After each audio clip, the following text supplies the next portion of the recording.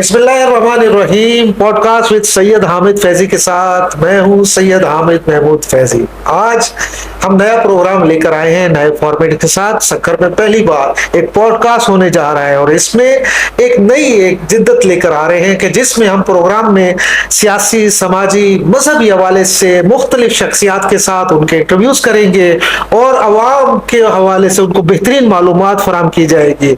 यहाँ जहाँ हम पॉडकास्ट देखते हैं पूरे पाकिस्तान के अंदर बहुत सारे प्रोग्राम हो रहे हैं, वो किसी एक फॉर्मेट के ऊपर होते हैं, लेकिन हमारे प्रोग्राम की खूबसूरती ये होगी कि ये प्रोग्राम सियासी भी होगा, समाजी भी होगा, मजहबी भी होगा और अवाम की आरा को मद्देनजर रखे हुए अवामी आरा के साथ उनके मसाइल के हवाले से, मामलात के हवाले से सवाल जवाब किए जाएंगे। आज की इस शख्सियत के अंदर जो हमारा पहला प्रोग्राम है, बहुत ही खूबसूरत शख्सियत है, बहुत ही बाइखलाक और बेहतरीन शख्सियत, हार्दिल अजीज। मेरी मुराद एक ऐसे शख्सियत के साथ है जो इस वक्त हमारे सक्खर के डिप्टी मेयर हैं और मामून खुसूसी रहे हैं और उसके साथ साथ सक्खर पाकिस्तान पीपल्स पार्टी के जनरल सेक्रेटरी हैं। मोहतरम जनाब डॉक्टर अरशद मुगल साहब को मैं अपने प्रोग्राम में खुशामदीद कहता हूं। शुक्रिया। कैसे सर? ठीक है आप? तो अल्हम्दुलिल्लाह ठीक है, खैरियत से। अल्हम्दुलिल्लाह। हार्दिल अजीज शख्सियत आप बने हुए हैं, बहुत शुक्रिया आपने याद किया और प्लान किया कि आपसे मुलाकात हो सके और आपके इस जो आपने नया सिस्टम बनाया है ये पॉडकास्ट का, ये मैं समझता सक्खर में पहला है। जी बिल्कुल पहला मेहमान भी शायद मैं पहले मेहमान जी हाँ। तो ये भी शायद ये रिकॉर्ड में एक तारीख हिस्ट्री तो बनेगी ना।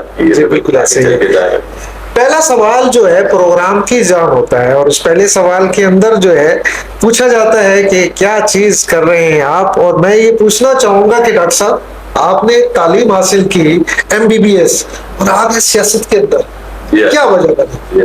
बिल्कुल आपने सही कहा। सबसे पहले मैं आपका शुक्रिया अदा करता हूँ मेरे साथ कि आपने मुझे याद किया और एक तवील साथ के साथ रहे हैं और जदोजहद के साथ भी हैं और इसी पाकिस्तान घर के अंदर सब लोग इकट्ठे अपने काम और इसमें रहे हैं सक्खर की बेहतरी के लिए। अल्हम्दुलिल्लाह मेरा तालीमी करियर में दायरा मैंने MBBS मैंने जो लाखना किया, तो उसके बाद यकीनन ये सवाल बनता है आपका कि आप सियासत में कैसे। देखिए जी, मैं स्टूडेंट विंग में जैसे ही मैं स्टूडेंट था जब चाणक्य मेडिकल कॉलेज, तो उस वक्त भी मेरी जो एक्टिविटीज थी वो पॉलिटिकल एक्टिविटीज थी। तो मैं सक्खर में जब मैं फर्स्ट ईयर इंटर में पढ़ता था यहाँ पर, तो उस वक्त भी यहाँ पर मैं अपनी पीपल्स पार्टी की जो जिली तंजीम है पीपल्स स्टूडेंट फेडरेशन उसकी मैं जिम्मेदारियां यहाँ पे निभाता रहा, मुख्तलिफ होटल से सदर की रहा। फिर उसके बाद दायरा मेरा प्रोफेशनल कॉलेज में एडमिशन हो गया। डॉक्टरी का शौक था, बड़े शौक से एडमिशन लिया था। तो उसके बाद जब वहाँ गए तो वहाँ पर भी मेरा पॉलिटिकल एक्टिविटीज तो थी। फिर हुआ ये कि चाणक्य मेडिकल कॉलेज में जब हम तेरे तालीम थे तो तंजीम के अंदर काम कर रहे थे अपनी PSF के अंदर, तो उन दिनों में हमने एक अपने कॉलेज में शहीद शाहनवाज भुट्टो ब्लड कैंप का कयाम किया।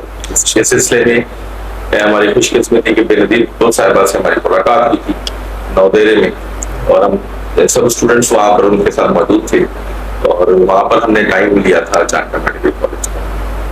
तो उस पर जब वो उन्होंने हाँ कर दी और फिर वो शहीद शाहनवाज का वो बर्थडे था उस दिन 18 नवंबर, उस दिन उन्होंने कहा कि मैं आऊँगी और हमने उस दिन इनॉग्रेशन भी करना था अपना ब्लड बैंक।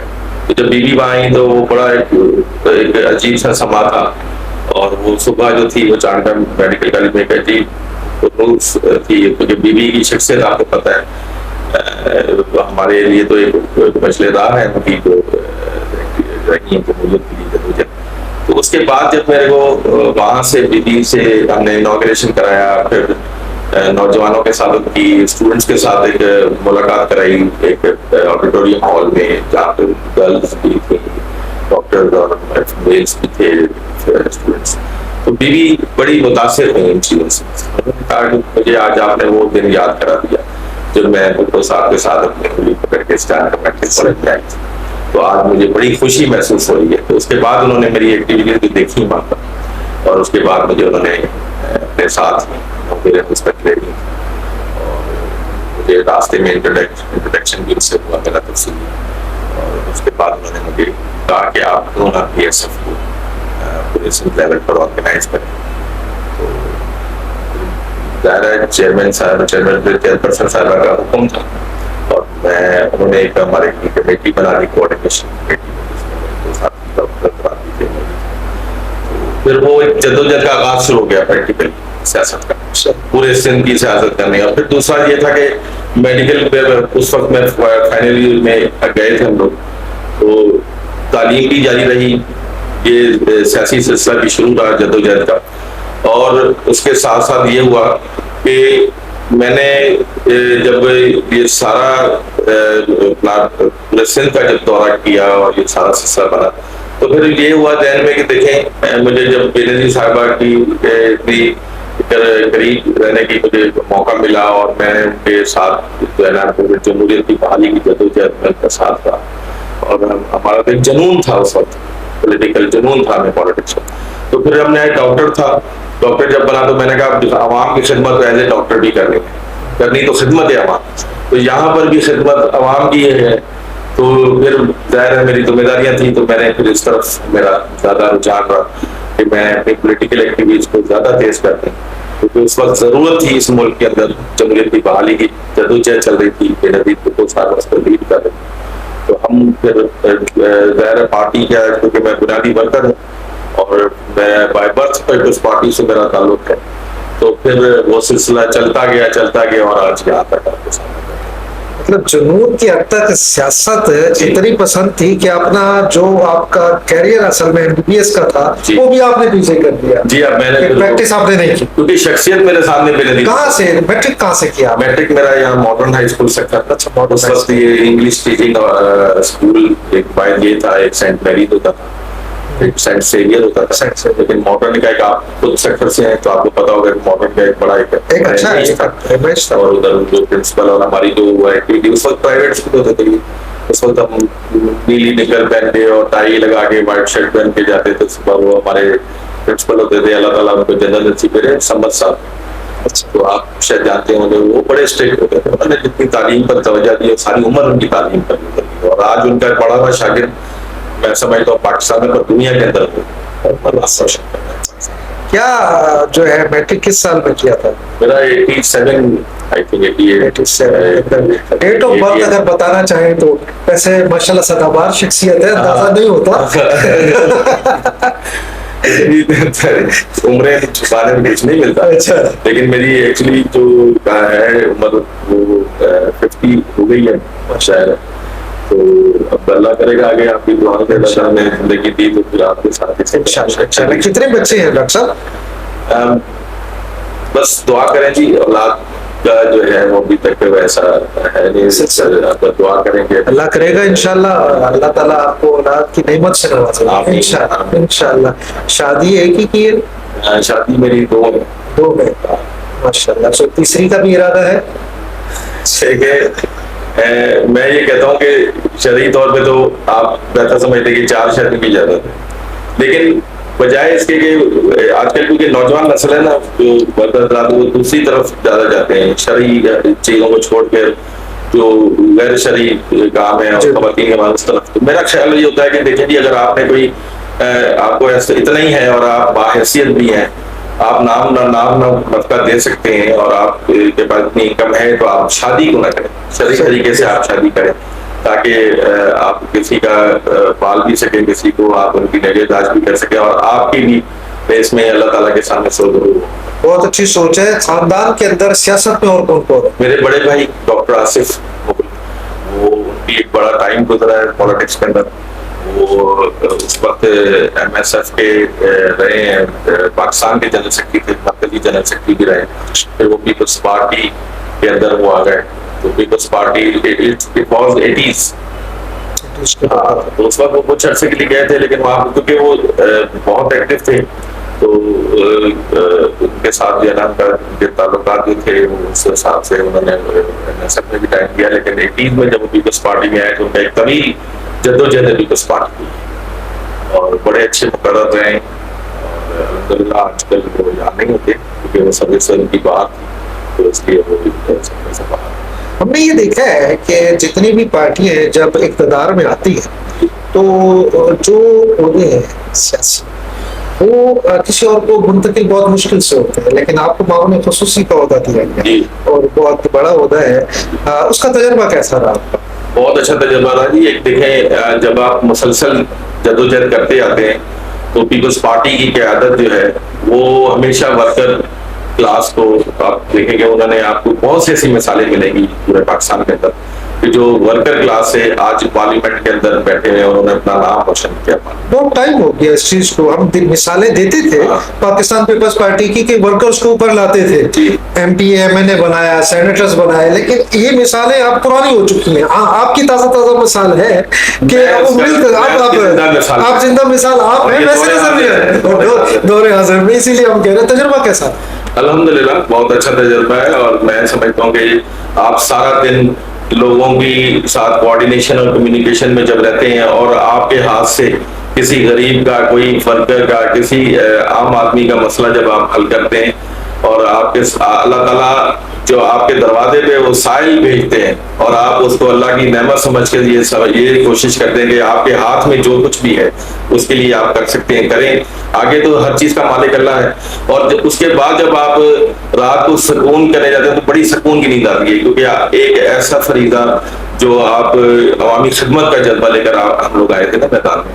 हमारा कोई ये तो नहीं था कि मैंने कोई इनकम जनरेट करनी है। ये तो आपका है ना। आप तो माशाल्लाह बेहतरीन सोच के हामिल है और सब सक्कर वालों के सामने एक तो जब सीट मिलती है तो एक गर्दन के अंदर सरिया आ जाता है, कॉलर खड़े हो जाते हैं और प्रोटोकॉल जब मिलता है, प्रोटोकॉल का एक अपना मजा है। लेकिन हमने ये देखा अभी भी आप डिप्टी मेयर है, एक बड़ी सीट है, बड़ा ओहदा है डिस्ट्रिक्ट के, लेकिन आप जो है अपने एक साथी के साथ आए हैं ना, आपके साथ पुलिस मोबाइल है ना गार्ड है, ये क्या है? आप पहली बात ये है कि मैं शहीद जुल्फिकार अली भुट्टो का आइडियोलॉजिकल मेंबर, मेरा कायद जो था उसने कभी बड़ापना आपने नहीं देखा होगा। वो गरीब की चारपाई पे बैठा, फर्श पर भी बैठा और उसने गरीब की बात की, मजलूम की बात की, उसी की आवाज बुलंद करते, उसके हकूक की जंग लड़ते लड़ते हो उसने जाके शहादत पहुंची। दूसरी बात, मुख्तसरन मैं आपको इसी का टाइम शॉर्ट, मुख्तसर ये कि दूसरी बात ये कि ये ओहदे हैं, ये 4 दिन के हैं। मेरा और आपका आखिरी सांस तक वास्ता, इस शहरी का, इस सूबे का लोगों का, इस पाकिस्तान के लोगों का, मेरा उनके साथ आखिरी सांस तक वास्ता। और मैं 4 दिन के इस ओहदे के लिए या 4 साल ओहदे के लिए या 5 साल ओहदे के लिए मैं ये अपनी आंखें उठा के सर पे रखूं, तो मैं समझता हूँ कि ये एक नादानी है और ऐसी चीजें नहीं होनी चाहिए। मेरा बुनियादी मैं जिस सोच से चल रहा हूँ और मैं जिस सोच से अभी तक मैंने पॉलिटिक्स की है, मेरी सोच यही है कि यही मेरा मर्द मुकाम है, यही पैदाइश हुई है, इन्हीं लोगों के साथ रहना है और आखिरी सांस तक रहना है। ये होते हों ना हो, आपका साथ भाई। हम ये अपने व्यूअर्स को भी बताते हैं, डॉक्टर साहब के साथ हमारा रिश्ता ऐसा है कि ये उधर रहे ना रहे, हम भी इनको बुलाते रहेंगे, हम बुलाते रहेंगे। ये उधर की वजह से नहीं है, हम इनको बुलाते रहेंगे और आपको हम इस प्रोग्राम में आते रहेंगे। अच्छा ये बताएं, आमतौर पर यही है और मेरे ख्याल में कहीं ना कहीं सदाकत भी होगी। मैं थोड़ी सी इंट्रोडक्शन करता हूँ। जी आपकी बात कर रहा हूँ। इसी तरह जैसे मैंने शहीद जुल्फिकार का जिक्र किया, भुट्टो का जिक्र किया अपने चेयरमैन साहब का, इसी तरह हमारी चेयरपर्सन सरपंच देखें, मैंने उनके बहुत करीब भी रहा एज ए स्टूडेंट लीडर। मुझे बड़ा शर्फ हासिल हुआ कि मैं उनके साथ सियासत में मेरा उनके साथ चलना रहा, सारा दिन हमारा जो है उनके साथ होता था जब हम डॉक्टर होते थे। तो वो भी इसी फकीर तबीयत की खातून थी। आप देखेंगे उसने भी कभी उसमें आपने बड़ापन नहीं देखा होगा। मैं समझता हूँ कि कायनात छोटी थी, मुझे नजर आती है जब मैं बेनज़ीर साहबा से मिलता था तो उनका दिमाग कायनात से ज्यादा वसी था, जो गरीब और मजलूम की बात करता था। वो चाहती थी कि इस मुल्क के अंदर, इस सूबे के अंदर रहने वाले लोगों को, गरीब बच्चों को आखिर वो मुकाम मिलना चाहिए जो दुनिया में बड़े लोग चाहते हैं कि भाई मैं इतना बड़ा नाम रोशन करूँ। तो अल्लाह का शुक्र है उसने वर्करों को आगे लाया। मैं फासला के मैं उसका बनता। देखिए उस दौर के अंदर तो क्या सोच अच्छी थी लीडरान की। अब आप मामले खुसूसी रहे, डिप्टी मेयर भी रहे, अभी है फंक्शन, तो कितने करोड़ देकर आए हैं? सही ये बातें मैं समझता हूँ कि ये मार्केट में ऐसे लोग करते हैं बातें, लेकिन मेरा अपना जाती तजुर्बा, ना मेरे पास करोड़ है ना मेरे पास अरब है, मेरे पास पार्टी की जदोजहद है, मेरे पास प्यार है, इखलाक है, गुफ्तार की जंग लड़ते हैं जी। और अल्हम्दुलिल्लाह पार्टी की क़यादत ने हमें कभी नजरअंदाज नहीं किया। और मैं इस वक्त आपके चैनल के तवज्जुह से शहीद जुल्फ़िकार अली भुट्टो का जो नवासा है और शहीद मोहतरमा बेनज़ीर भुट्टो का बहादुर जुर्रतमंद बेटा बिलावल भुट्टो ज़रदारी पर भी ये बात करूंगा कि वो भी उसका फोकस यही है कि हम पार्टी के जो वर्कर हजरात हैं उनको नुमाइंदगी दें, उनको बाला ऐवानों तक पहुंचाएं, ताकि वो मुल्क की बका की जंग लड़ सकें, मुल्क की खुशहाली और अमन की जंग लड़ सकें। तो अल्हम्दुलिल्लाह मैं चेयरमैन साहब का भी शुक्रगुजार हूँ कि उन्होंने हम जैसे, मैं सिर्फ सक्खर में नहीं बल्कि आप इस दफा आप एक नजर दौड़ा दें पूरे सिंध के अंदर जो लोकल बॉडीज की बात हो रही है, तो लोकल बॉडीज के अंदर हर जिले के अंदर आपको 2 से 3 वर्कर ऐसे मिलेंगे जो मेयर भी हैं, चेयरमैन भी हैं, वाइस चेयरमैन भी हैं। तो ये बिलावल भुट्टो ज़रदारी साहब का सही है, विजन उनका अच्छा है, लेकिन हमने ये देखा है और सुनने में आया, देखने को तो नहीं कह सकते, सामने नहीं है, लेकिन कहते अवाम के अंदर आम था कि भाई टिकट करोड़ों में मिलती है, एमएनए की भी, एमपीए की भी, और उसके बाद वजारत तो उससे भी ज्यादा के रेट है। और इस फील्ड के अंदर भी ये चीजें हैं हम, लेकिन डॉक्टर साहब के लिए कह सकते हैं नहीं है। मैं और चले बस पार्टी में तो मैंने नहीं मेरे को, क्योंकि मैं खुद उस चीज में इन्वॉल्व हूँ, मैं समझता हूँ कि जब उसमें आपको हल्फिया यही कह रहा हूँ कि यकीन करें मैंने कभी हमें इस चीज का किया गया किसी ने, ना ही मैंने कभी इस तरह सोचा। चले अच्छी चीज है, अगर चीज ये हो रही है तो बहुत अच्छा है। अच्छा ये बताएं, मामले खुसूसी होते हुए आपने क्या खास काम किया? देखिए जी, मेरा ताल्लुक जो पूरे सिंध सैयद कायम शाह साहब थे, तो मुझे उनके साथ काम करने का मौका मिला। तो कोशिश यही रही कि मैं कराची से कश्मीर तक के वर्कर्स, पार्टी के वर्कर हो, आम आदमी हो, उसके साथ रिश्ता नाता इस तरह जोड़ लूं दिन रात का, जैसे कि हम एक साथ जिंदगी गुजारते। तो मेरा ऑफिस में भी अल्हम्दुलिल्लाह, जब मैं स्पेशल असिस्टेंट था तो मेरी जहाँ ऑफिस थी कराची के अंदर, तो वहां पर भी मेरे पास एक जमे गफीर होता था कि दूसरे लोगों के पास इतने लोग नहीं होते जितने मेरे पास, बल्कि मेरी कमरा क्या, मेरा अपना चैम्बर क्या, बल्कि मेरी कॉरिडोर जो थी वो भी भरी रहती थी, भले बिजली ना हो तब भी लोग बैठे होते थे। और मेरी कोशिश होती थी कि अगर मैं 100 फोन डेली कर रहा हूँ तो उसमें से अगर मेरे 25 काम हो गए तो ये मेरी फतह थी। नहीं, वो तो इस वजह से कि आप उनके बिल्कुल करीब हैं जी, आपके साथ पहुंचना बड़ा आसान है। बाकी तो हाउसेस के बाहर गार्ड्स हैं, जब तक टाइम ना लिया जाए मुलाकात मुश्किल होती है। आपसे मिलना बड़ा आसान है जी, आपसे मिलना ये एक आपकी खासियत है, अल्लाह करीम ये ऐसे ही रखे। ये बताएं कि सेक्टर के लिए मैंने काफी कोशिशें की, सेक्टर के हेल्थ सेक्टर में मैंने काम किया। सिविल हॉस्पिटल के लिए उस वक्त इमरजेंसी नहीं होती थी, मैंने इमरजेंसी डेवलप कराई और उसको बाकायदा वैलिड किया था मैंने, जो कि इमरजेंसी की रिक्वायरमेंट होती है कि एक पेशेंट आपके पास इमरजेंसी में कोई आया तो उसको वो ऑक्सीजन भी मिलनी चाहिए, उसको टेस्ट भी उसको होने चाहिए, उसको डॉक्टर भी होना चाहिए, उसको स्टाफ भी मिलना चाहिए, ताकि प्रॉपर तरीके से वो अपनी इमरजेंसी डील हो सके। और फिर डॉक्टर साहब बहुत अच्छी चीज है, लेकिन कोई भी काम करना हमने ये सेटअप लगा, ठीक है, अगर मुस्तकिल ना चलाए तो इसको कोई फायदा नहीं, और अगर इसमें कोई खराबी होती है उसको अगर हम सही ना कराएं, मैंने ही करना है। जो अरबाब इख्तियार है, सिविल हॉस्पिटल की बात करते हैं तो सिविल हॉस्पिटल का तो बेड़ा गर्क है, हम उसकी किसी भी चीज को ले लें, एक एक चीज के ऊपर जब हम बात करेंगे, आपने सारा कुछ इमरजेंसी में किया होगा, क्या अब वो सारी मशीनरी मौजूद है? नहीं होगी, या काम कर रही है? नहीं है। कई बार हो गया सिटी स्कैन, एमआरआई और इस हवाले से बंद पड़ा है। उसकी वजह क्या है कि प्राइवेट जो हॉस्पिटल्स में एमआरआई और सिटी स्कैन की मशीनें लगी हुई है, वो हॉस्पिटल उन्हीं डॉक्टर्स के जो सिविल हॉस्पिटल में भी काम कर रहे हैं, जो पैसे ले रहे हैं, उनका काम नहीं चलेगा जब तक वो सिविल हॉस्पिटल अच्छा चलता रहेगा। तो ये एक चीज है, फैक्ट है डॉक्टर साहब कि उसको चेक एंड बैलेंस नहीं होता। मैं अर्ज करता जाऊँ आपको, आपकी बात तो मैं काट रहा हूँ, लेकिन हकीकत यही है कि आपने जो नक्शा खींचा सिविल हॉस्पिटल्स का, तो कमी पेशियां हैं जरूर, इसको दूर करने की जरूरत है। और सिंध गवर्नमेंट ने हेल्थ सेक्टर के अंदर बड़ा काम किया है। चेयरमैन साहब का फोकस भी यही है कि गरीब आदमी को तिब्बी सहूलतें फ्री ऑफ कॉस्ट मिलनी चाहिए। अब आप देख रहे हैं कि सक्खर के अंदर एक बड़ा हॉस्पिटल बना NICVD। हम लोग पहले कराची जाते थे, दिल का मर्ज हो जाए रास्ते में बंदे एक्सपायर हो जाते थे लोग, और हमारे पास सिर्फ एक इमरजेंसी होती थी सिविल हॉस्पिटल में दीवाना मुश्ताक के नाम से।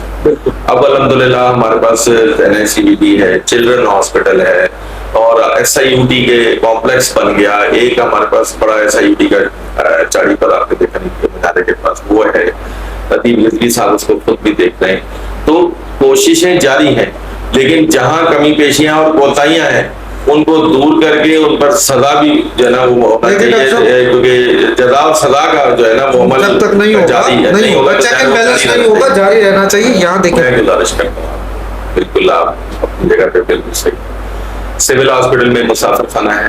अब बात असल ये है कि सरकारी हॉस्पिटल्स के अंदर OPD की जो शरह है वो आपकी सोच से ज्यादा है। आम हॉस्पिटल से ज्यादा जो है वो सरकारी हॉस्पिटल पे लोग अप्रोच करते हैं, और हजारों की तादाद में OPD हैं, हजारों की तादाद में पेशेंट्स आ रहे हैं, डिस्चार्ज हो रहे हैं। तो जाहिर है एक कैपेसिटी जो मुसाफिर खाने की है वो उस हद तक ही लोड बर्दाश्त करेगा। मजीद इसको बढ़ाने की जरूरत है, आपकी बात को मैं रखता हूँ, जरूरत है, तो इंशाल्लाह ताला उसको भी फोकस करेंगे।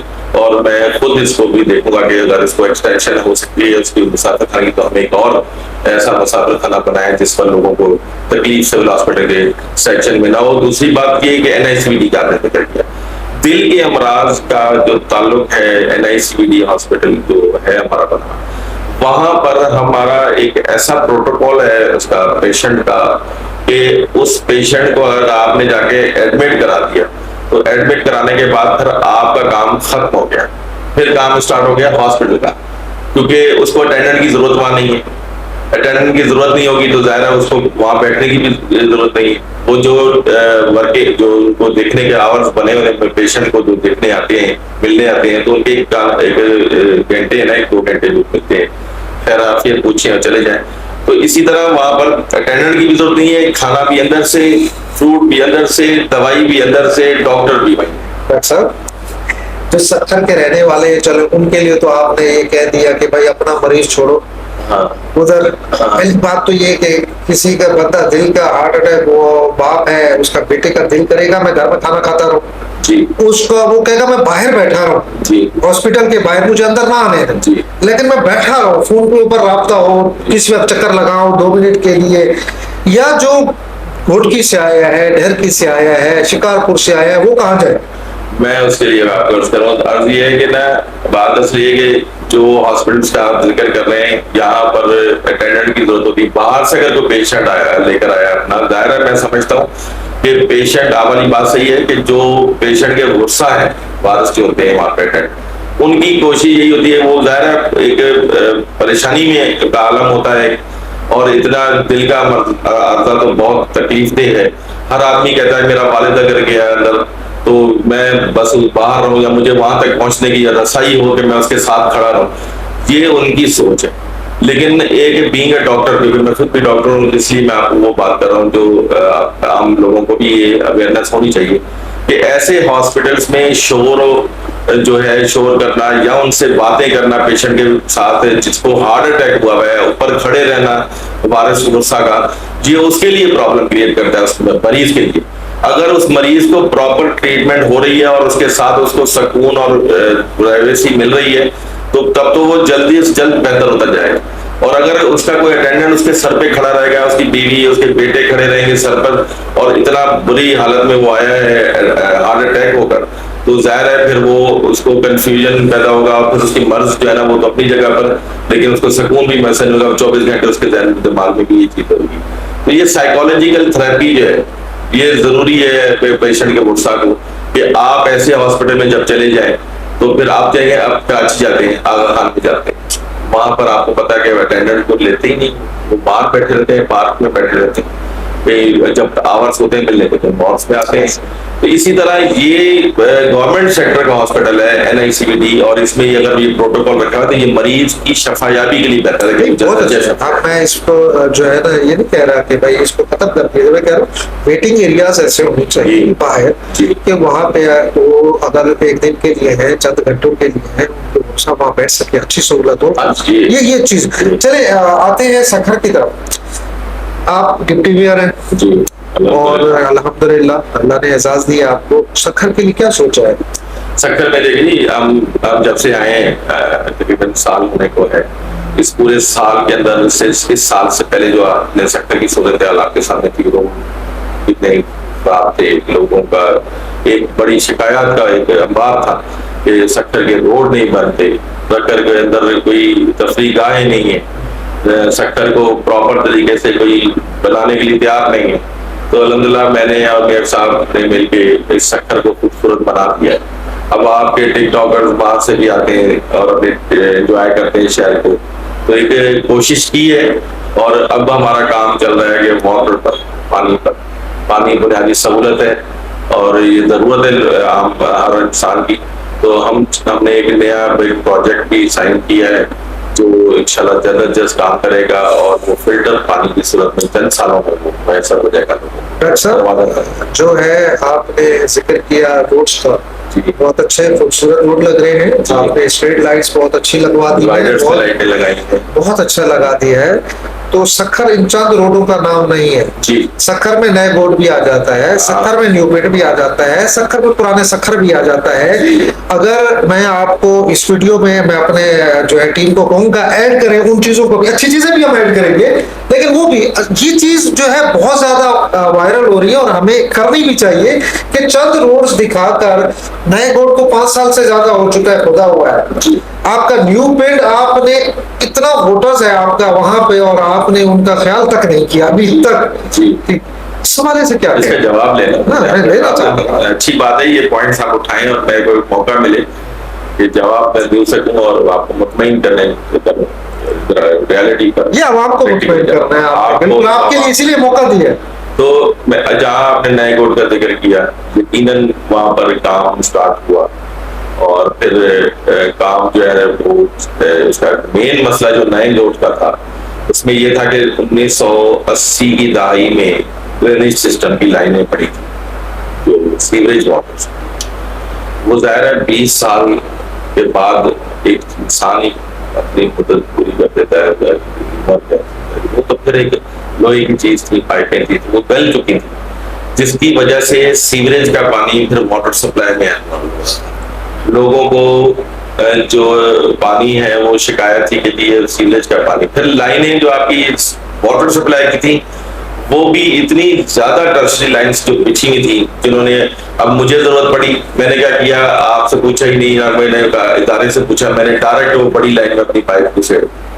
इस तरह करते करते हुए एक जाल था जिसको हमने फिर अभी नई लाइन वाटर सप्लाई की डाली है आगे की, और उसके बाद हमने एक बड़ी सीवरेज की लाइन, आपने देखा कि इंफ्रास्ट्रक्चर को हमने बेहतर करने की कोशिश, जब तक कोई भी रोड कारपेट करने से पहले उसके लवाजमात आप पूरे नहीं करेंगे तो फिर सूरत हाल ये होगी कि अगर हम ये कारपेट कर देते तो ये फिर ये पानी रोडों से निकलना शुरू होता और सीवरेज का प्रॉब्लम, गटर मेन रोड्स का प्रॉब्लम आता। अब अल्हम्दुलिल्लाह जो ये काम हुआ है, जो मेरी नॉलेज में है इस वक्त, जो मुझे ब्रीफिंग्स मिली हैं अफसर्स जो हमारे कारपोरेशन के एक्सचेंज साहब, उन्होंने मुझे, हम लोगों को बताया है कि यहाँ नई लाइनें बिछा दी हैं वाटर सप्लाई की और सीवरेज की, अब रह गया कारपेट का। अब इसमें एक कोताही कोई ठेकेदार की तो हो सकती है, मिसाल है उसने डिले काम कर रहा है या पैसा पीछे से उसको पैसा नहीं मिला या उसकी पेमेंट रिलीज नहीं हुई, क्योंकि क्वार्टरली पेमेंट आ रही थी तो उसमें फिर वो इसलिए थोड़ा सा डिले भी हुआ। अब मेरा ख्याल है कि वो पेमेंट्स आ रही हैं। तो ये जो कारपेटिंग का काम है, जब ये कारपेट हो जाएगा नए बोर्ड का, इसको भी इंशाल्लाह डिवाइडर लगा के 2 हिस्सों में करेंगे, इसी तरह लाइटें लगाएंगे, ये आपको फिर इसी तरह मिलेगा जैसे हमने मिलिट्री रोड बनाया या इसी तरह ये रोड गया। सर मैं ये इस पे क्वेश्चन ये जरूर है कि टाइम पीरियड बड़ा मेंशन करता है कि कितना अरसा हो चुका है, कोई महीना, 2 महीने, 6 महीने, साल की बात नहीं है। ये जितने इलाके मैंने बताए हैं ये अरसे दराज से इन्हीं का यही हाल है, 2 साल डेढ़ हो गया, ऐसा नहीं है। आप नए बोर्ड को आप देख लें, खुदे हुए 5 साल हो चुके हैं नए बोर्ड की, आप पुराने सक्खर को 10 साल हो चुके हैं, उनका हाल बुरा है। और अच्छा ये चंद किलोमीटर के रोड है, मतलब बेहतर होने चाहिए। कुछ सवाल हम मेयर साहब के लिए भी रखते हैं। पुराने सक्खर का कौन सा रोड आपने निशानदेही करें?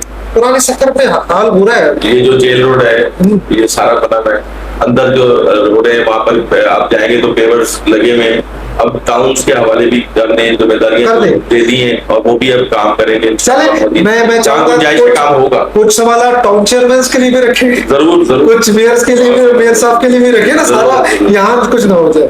इख्तियारात आपकी कितने? इख्तियारात हो या ना हो इससे फर्क नहीं मुझे पड़ता। मैं ये चाह रहा था कि देखें इख्तियारात तो वैसे आपको पता है कि मेयर के पास है और मेयर साहब का कोशिश यही है कि वो भी अपना इख्तियारात को इस्तेमाल करते हुए शहर की बेहतरी के लिए काम करें। अब मेरे पास अगर इख्तियार नहीं है कोई, तो मैं अपनी उस जिस दायरा कार में मैं हूँ उस दायरा कार में मैं पूरी इंतजामिया से, कारपोरेशन के दोस्तों के साथ मिलकर प्यार मोहब्बत से जो काम ले रहा हूँ। इस वक्त आपको पता पड़ता होगा कि शहर के तो मेरे पास अब ऑफिस में डेली जाता हूँ तो मेरे पास 100 की तादाद में लोग आए। अच्छा, इस पे ये सवाल इसलिए भी बनता है डॉक्टर साहब कि पिछले दिनों आप घंटाघर पे गए, अब कोशिश की है पे गए थे। नहीं मैं बताऊं और मैं वहाँ पे इसलिए कि वो उसको 1 हफ्ता हो गया है, लेकिन आज की भी तस्वीर वही हाल है। नहीं कल मैंने उठाया कि हमारे यहाँ तो ये हाल है ना कि आप, मैं आपको वीडियो में फिर आज की सूरत है जी सूरत वैसे ही मोटरसाइकिल खड़ी थी जी बिल्कुल, आपको फिर दोबारा तस्वीरें भेजेंगे, आपको उसी जो है ना तस्वीरें भेजेंगे।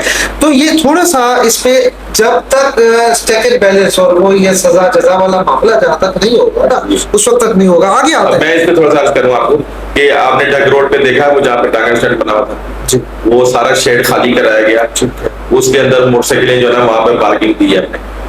मैं बताते खुद इंक्रोचमेंट के अफसर्स के साथ, जिसमें डीसी साहब भी वहां पर आए थे, मुख्तार साहब काजी थे, हमारे कारपोरेशन के अफसर्स भी थे, हमने खुद वहां से मोटरसाइकिलें रिमूव करके, बल्कि कल मेरा प्रोग्राम एक हुआ है केटीएन पर तो उसमें डीसी साहब भी साथ थे मेरे, तो मैंने उनसे ये जिक्र किया, उन्होंने कहा मैंने घंटाघर का ये ठेका खत्म कर देते ताकि मोटरसाइकिल यहाँ खड़ी ना हो, तो ये खत्म हो। कल मैं फिर कहाँ जाएंगे?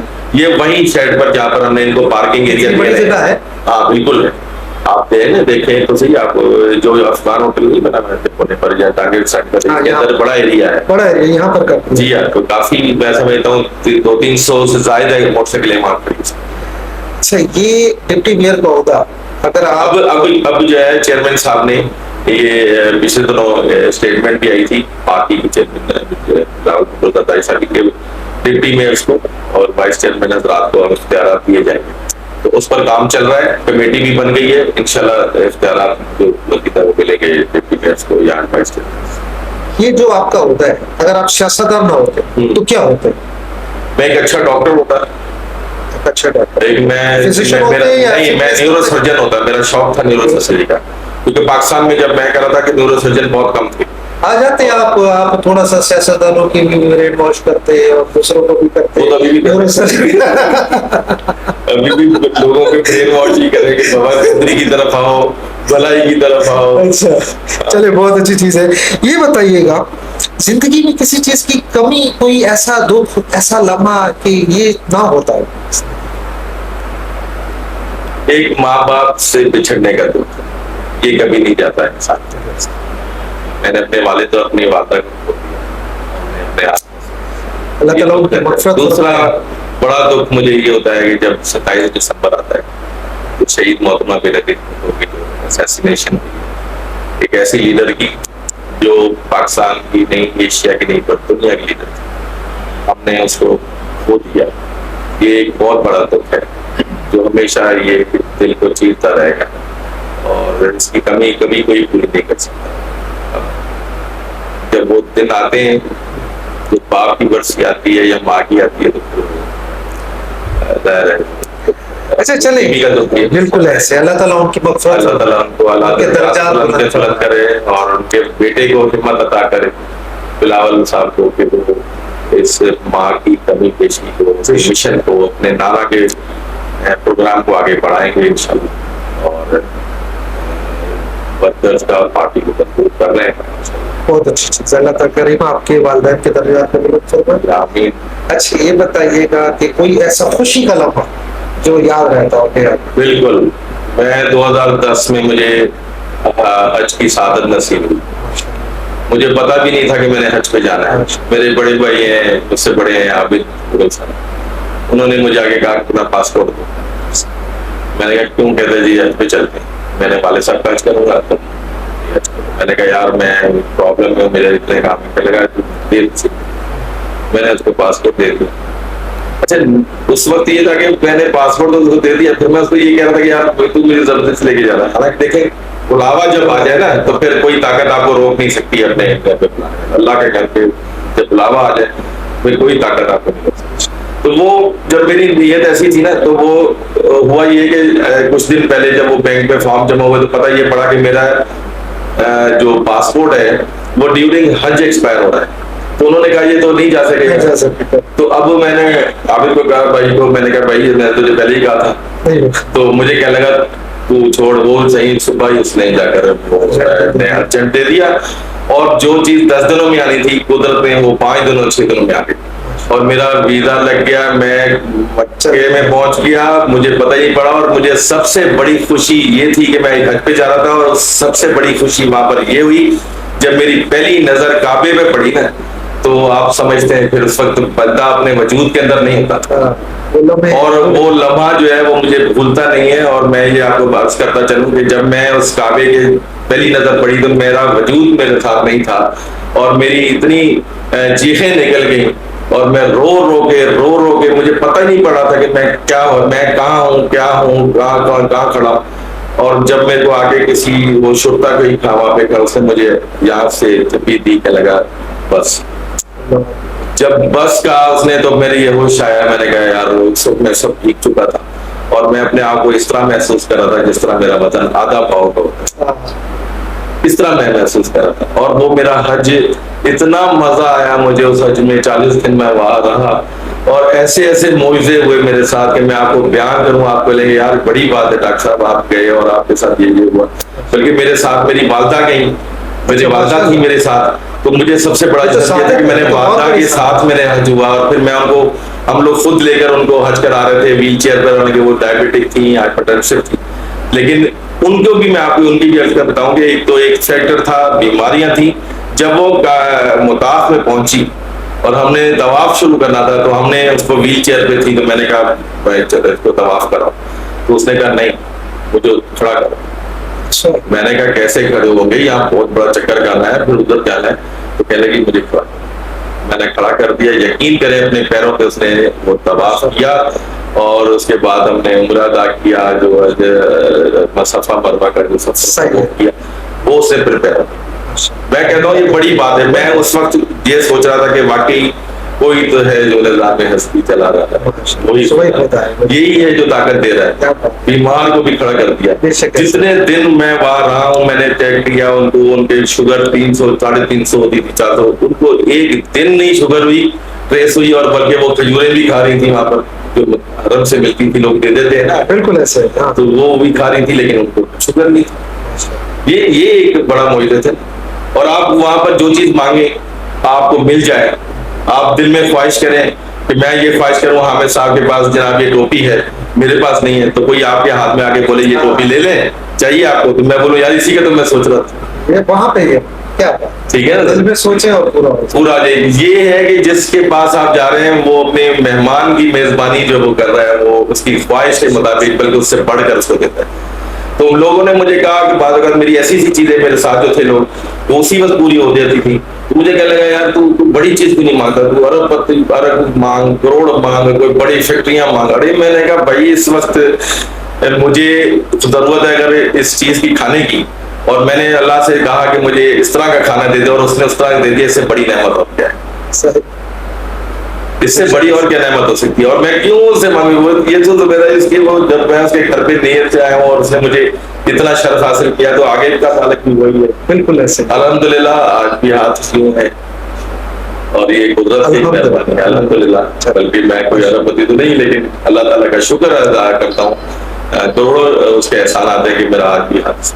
माशाल्लाह अल्हम्दुलिल्लाह। दोबारा सादत मिली जाने की? मैं फिर उम्रे पे जाता रहा। अच्छा माशाल्लाह। अभी मैं लास्ट अक्टूबर में उम्रे पे हो गया और उसी तरह मुझे माशाल्लाह आया और मैं फिर बेगम के साथ गया था। माशाल्लाह। चले जी हम इसको वाइंड अप करते हैं प्रोग्राम को। कुछ 1-2 सवाल आखिरी हैं और मैं ये पूछना चाहूंगा कि अगर डिप्टी मेयर की सीट अपनी पार्टी में अगर किसी को देना चाहे तो किसको देंगे? मेरा इख्तियार नहीं है, वो पार्टी की नहीं, क़यादत का इख्तियार है। मैं आपके ख्वाहिश मालूम पार्टी की क़यादत का इख्तियार है कि वो किसी को भी किसी भी जगह पर तैनात कर सकती है, उसको आपकी ख्वाहिश? मेरी ख्वाहिश जहाँ तक जाहिर है कि वर्कर को मिलनी चाहिए। मैं वर्कर हूँ तो मैं बोलूँगा किसी नजरियाती वर्कर या पार्टी का जो लॉयल वर्कर हो उसको मिलनी चाहिए। लेकिन ये पार्टी की क़यादत का, चेयरमैन साहब का इख्तियार है, हमारे ज़रदारी साहब का इख्तियार है, बैठी है हमारी सिंध करती है, उनकी शपथ है, ये उनका क़यादत का इख्तियार है कि वो किसको रखते हैं। तो चेयरमैन साहब जिसको चाहेंगे उसी दिन। और अगर अपोजिशन में से किसी को देना चाह रहे हो तो फिर क्या करेंगे? किसको? अपोजिशन को ये होता, हाउ कैन इट पॉसिबल कि जो अपोजिशन नाम ही आप उठा रहे हैं अपोजिशन का, तो उसको कैसे दे सके? आप मांगे तो मैं आपको दे दूं। क्या बात है, आपका शुक्रिया। हम भी एक तरह से अपोजिशन ही है। मैं आपको नहीं समझता। चले जी। इस शहर के अंदर मेरा अल्हम्दुलिल्लाह मेरा प्यार मोहब्बत का रिश्ता ऐसी तमाम जमातों के रहनुमाओं के साथ है जो हमारे मुखालिफ हैं, लेकिन मेरा उनसे बिरादराना, दोस्ताना, हमदर्दाना, प्यार, मोहब्बत, इखलाक सब कुछ उनके साथ है। और मैं उनके साथ जब भी मिलता हूँ ये फील नहीं कराता कि आप मेरे मुखालिफ हैं। देखिए, मुखालफत हमारी कोई जाती तो है नहीं। हाँ, सियासी मुखालफत और दूसरा शहर के मसाइल के हवाले से, मामलात के हवाले से अगर हम उसको उजागर करें तो मेरे ख्याल में बेहतर होता है। अपोजिशन एक वक्त आप ये अपोजिशन में रहे, रैलियां निकालते रहे, एपीसी के अंदर लीड करते रहे जी, ऐसा बिल्कुल ऐसे ही था। हाँ, फ्रंट पे होते थे। चले जी, सारी सियासी जमातों के बिल्कुल ऐसे हमारे साथ रहे। और देखे ना, ये शहर आपका भी है, मेरा भी उतना ही है जितना आपका है। हर आदमी इसको शहर को ओन करे और इस शहर में बसने वाले इस शहर की बेहतरी के लिए सबकी सोच होनी चाहिए, पर न कि ये मेरा मुखालिफ है और ये मेरा दर्द है, इस तरह नहीं होना चाहिए। अच्छा जी, आखिरी सवाल है और ये है कि हम दरियाए सिंध के किनारे हैं जी, बहुत खूबसूरत हमारा शहर है जी। आप लॉन्च में सवार हैं, लॉन्च दरिया के अंदर आप जा रहे हैं, सफर है, आपके साथ दो शख्सियात जी, ठीक है। उन दो शख्सियात में से एक को आपने बखर आइलैंड पे छोड़कर वापस शहर आ जाना है, ठीक है, या दरिया के उस पर छोड़ के वापस आना है। वो शख्सियात एक है कुमैल हैदर शाह साहब और एक है हमारे अरसलान शेख साहब। किसको छोड़कर वहां आएंगे, किसको साथ लेकर? देखिए जी, इंडस का जो आप एरिया बता रहे हैं वो आता है डिस्ट्रिक्ट काउंसिल में, तो वहाँ जो डिस्ट्रिक्ट काउंसिल का एरिया है वहां पर मैं कुमैल हैदर शाह बता दूंगा, और जो सिटी एरिया का आएगा मैं मेयर को साथ रखूंगा। देखने जी, एरिया आपने खुद ही मेरे लिए आसान कर दिया। इंडस का जो एरिया डिस्ट्रिक्ट काउंसिल के लिए तो चेयरमैन। चलो भाई, चेयरमैन साहब आप तो रहे बखर आइलैंड में और शहर दे डिप्टी मेयर साहब को, मेयर साहब को मेयर साहब चाहते जी। बहुत शुक्रिया आपका। और मैं आखिर के अंदर ये बताइएगा प्रोग्राम कैसा? बहुत शुक्रिया। मैं समझता हूँ कि ये जो आपने सिलसिला शुरू किया है ये एक बहुत खुशी का जो है ना, मुझे बड़ी खुशी कि आपने ये सिलसिला बजाते खुद शुरू किया।